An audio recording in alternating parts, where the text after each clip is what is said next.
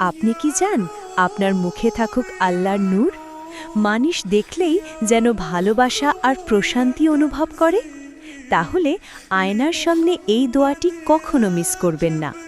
রাসূলুল্লাহ সাল্লাল্লাহু আলাইহি ওয়াসাল্লাম যখন আয়নার সামনে দাঁড়াতেন তখন তিনি এই দোয়াটি পড়তেন, আল্লাহুম্মা কামা হাসান্তা খালকি ফাহাসসিন হুলুকি।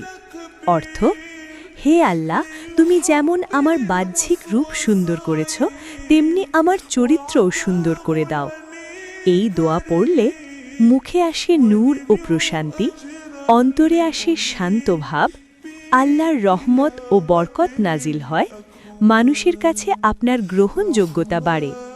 আজ থেকেই আয়নার সামনে দাঁড়িয়ে এই দোয়াটি পড়ুন আর ভিডিওটি সেভ করুন যাতে ভুলে না যান। এইরকম দোয়ার ভিডিও পেতে ভিডিওটিতে লাইক দিয়ে আমাদের চ্যানেলটি সাবস্ক্রাইব করে দিন।